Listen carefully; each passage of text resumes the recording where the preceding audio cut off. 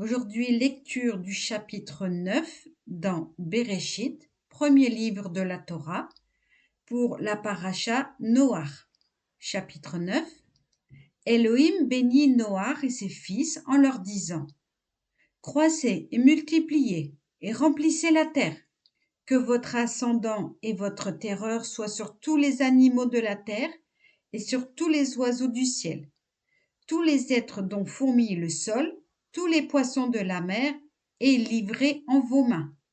Tout ce qui se meut, tout ce qui vit, servira votre nourriture, de même que les végétaux. Je vous livre tout. Toutefois, aucune créature, tant que son sang maintient sa vie, vous n'en mangerez. Toutefois encore, votre sang qui fait votre vie, j'en demanderai compte, je le redemanderai à tout animal et à l'homme lui-même. Si l'homme frappe son frère, je redemanderai la vie de l'homme. Celui qui verse le sang de l'homme, par l'homme son sang sera versé, car l'homme a été fait à l'image d'Élohim. Pour vous, croissez et multipliez, foisonnez sur la terre et devenez-y nombreux.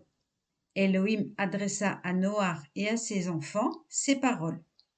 Et moi, je veux établir mon alliance avec vous et avec la postérité qui vous suivra, et avec toute créature vivante qui est avec vous, oiseaux, bétail, animaux des champs qui sont avec vous, tous les animaux terrestres qui sont sortis de l'arche. Je confirmerai mon alliance avec vous, oui. Nulle chair désormais ne périra par les eaux du déluge, nul déluge désormais ne désolera la terre. Elohim ajouta: Ceci est le signe de l'alliance que j'établis pour une durée perpétuelle entre moi et vous, et tous les êtres animés qui sont avec vous. J'ai placé mon arc dans la nue, et il deviendra un signe d'alliance entre moi et la terre.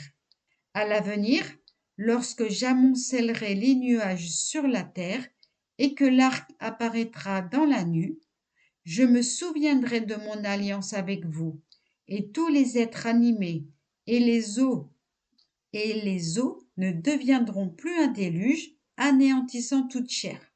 L'arc étant dans les nuages, je le regarderai et me rappellerai le pacte perpétuel d'Élohim avec toutes les créatures vivantes qui sont sur la terre.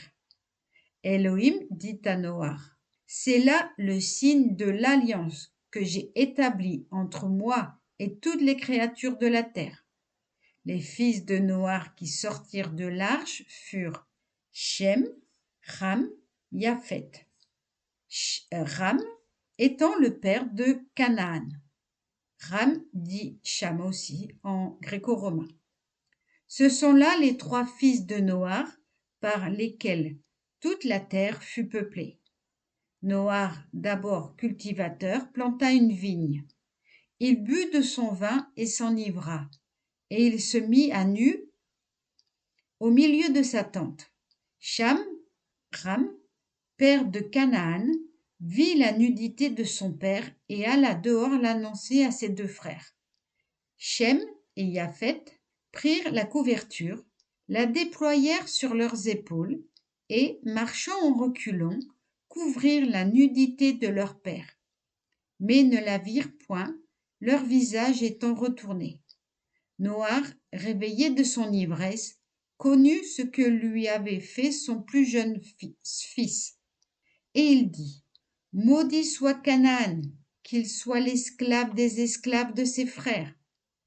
Il ajouta: Sois béni, Yahweh, divinité de Shem, et que Canaan soit leur esclave. Qu'Élohim agrandisse Japhet, qu'il réside dans les tentes de Shem, et que Canaan soit leur esclave. Noach vécut, après le déluge, 350 ans. Toute la vie de Noach avait été de 950 ans lorsqu'il mourut. Amen.